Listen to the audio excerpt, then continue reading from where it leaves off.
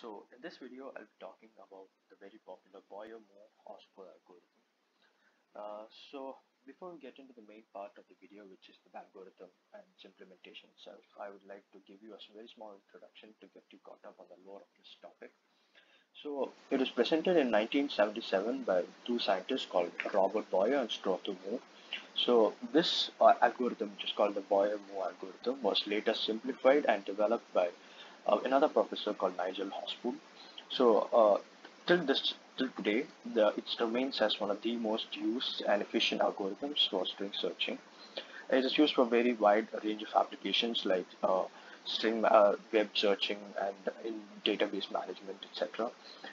And the main part of this algorithm is that it uses a certain pre-processing technique which helps us to identify substrings. And this particular technique helps us to reduce the number of checking, unlike in brute force approach, where each and every character is analyzed one after the other. So let's get into the problem. So given a pattern P of length n and a text T of length L, we have to find all the occurrences of P in T and return the indices corresponding to this. So let's go into steps. Now what we have to do here. So pre-processing is basically called a bad match table. So this bad match table guides the algorithm to find the next best possible location in the text so that we encounter a value that is present in the pattern to a value that is in the text so that they match without going through each and every one of them in the text file.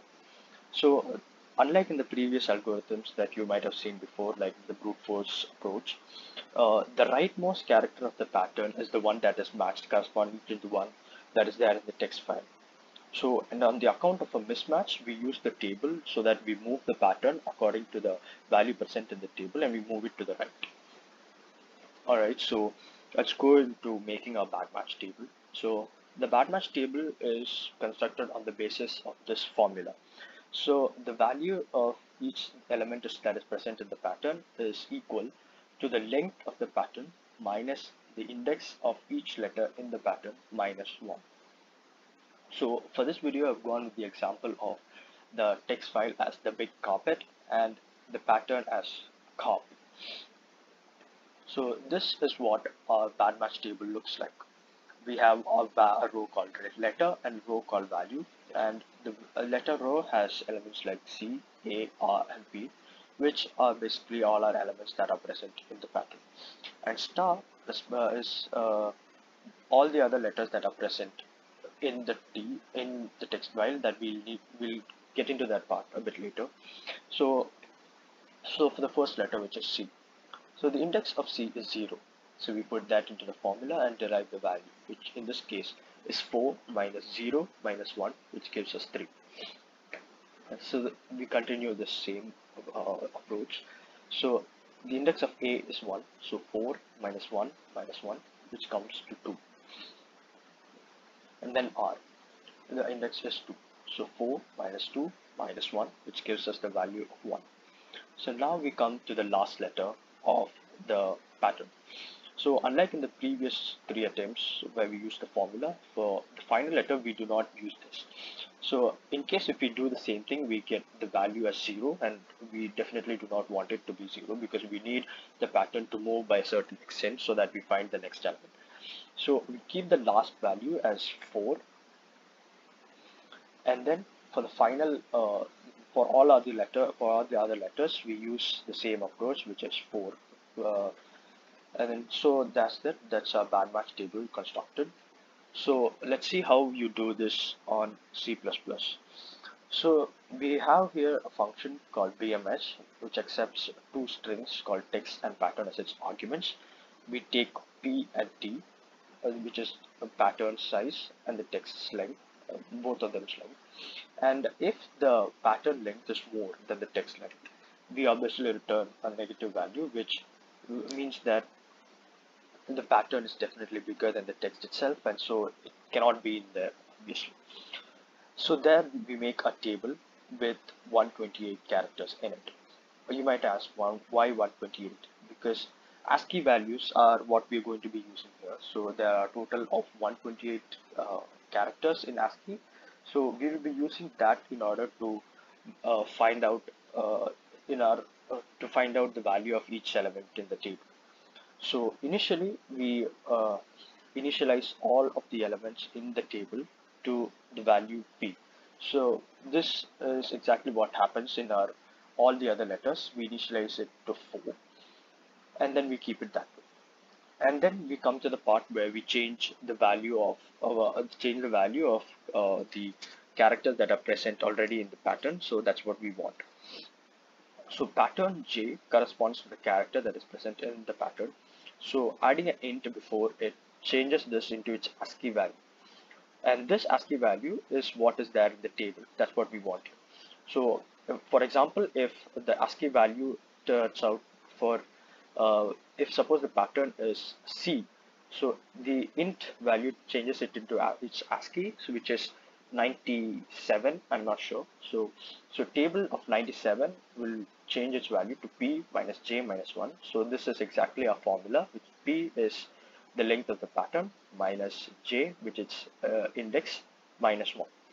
So doing this will give us the bad match table. So let's move into the how the algorithm works when the bad match table is ready, and so we can go. So the first one here, P and P, we can see that's a match. So we make sure that we keep an eye on what was the first one to be matched, so which is P. So we keep that in mind. You go to the next element, which is R, which is another match. We move on to the next one, which is A, which gives us another match. And then finally, we hit T and C. So T and C definitely do not match, and this is where the bad match table comes into play.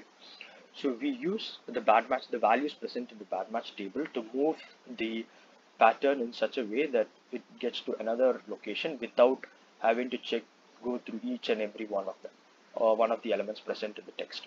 So here the value is 4, so we move the entire one to the value of 4, so it comes here. So now we begin the same process again. So but this time P and I do not match. So this time we look at I. In the previous case it was P, so in this case we look at I. So I belongs to all the other characters that are present in the list, which is denoted by star, and is equal to 4. So this time we move it again by 4 characters to the right. So it brings us here. So now we look at it again. P and R definitely do not match, but this time R is present in our bad match table and it has a value corresponding to it, which is 1. So we move it by 1 space to the right. So there you have it. You can see that our pattern matches to a certain substring that is present in our text file, and we can see that the algorithm works perfectly, and we do not have to go through each and every one of these characters, which is very good news. So now we'll talk about the implementation of the part that you have seen till now. So we take an integer k, which is initialized to p minus 1. So k is responsible for the index of our text file, which our pattern our text string, and our pattern will move according to k, and we'll come to that in a bit. So while k is less than the length of the text, we go through a while loop. So j takes care of the index of the pattern, and I takes care of the index of the text. So now we go through another while loop. So in order to do our matching, so this is where our matching takes place. So j greater than equal to 1. So each and every time we move our element to the back. That is, when we move our index to the left by 1 space, we can be sure that the index of j will be getting lower one after the other. So we'll hit a certain point where j becomes a negative value. So when this happens, it means that the entire pattern is present as a substring in the text string. So you can be sure that when j is negative, this should terminate. And then here, this is where the pattern of the matching of the last element takes place. Pattern j corresponds to the last element that is present in the pattern, and text I is the one corresponding to this in our text string. And then we reduce it. This is what is shown here. And then if j is -1, as I mentioned earlier, we return the index of the text string, which is supposed to be displayed later. And now k plus is equal to table int text of k. So what this does is basically text of k is a character. So text of k is int value, which is its ASCII value, is taken from the table, and this table value is added to k. So what this basically does is text k gives us the value of the character that is present in the text and is converted to ASCII value. And most of its case it is 4 because in out of 128 characters that are present in the table, only 3 of them have different values. The last one has the same value as of the rest. So we use this in order to update the value of k so that k moves forward, which later moves that the index of the pattern also changes because it is the same as k. So this line is mainly to move the character to move the index in such a way that we can find out the next element in the series. So that's all the implementation that you need, and the rest will be given in the description below if you like to check it out. So I like to also discuss the different cases that we might encounter while doing this algorithm. So the first one is what happens when there are more than one similar character in the pattern. For example, let's say we take a pattern to be array. So in the batmatch table, we keep each distinct element, A, R, Y, and all the other elements, which is denoted by star. So the first one, which is A, which is 5 minus 0 minus 1. The length of the character, the text is the pattern, sorry, is 5 minus the index of A, which is 0 minus 1, 4. And then R, 5 minus 1 minus 1, which is 3. And then this time we encounter R again. So we do this again, so which is 5 minus the index of R, which is 2, minus 1, which gives us the value of 2. So we update the value of R to 2. So now we get A again. So we do the same thing that we did in the previous attempt. 5 minus 3 minus 1 gives us 1. And then finally we come to Y, which gets the same value of the length of the pattern, which is 5, and all the other elements also get 5. So what is we are supposed to understand here is that the value of character which comes the last in the pattern is what we need to take into consideration. And suppose we come to the next and now we come to the next part of the different cases, which is what happens when the pattern is not present in the text. So this time we follow the same algorithm until it hits a certain point where we do not have anything present in the text to compare with the pattern. So in this case we get sort of a null value. So this time we can safely say that the pattern is definitely not present in the text string. And with that we come to the end of this video. Thank you.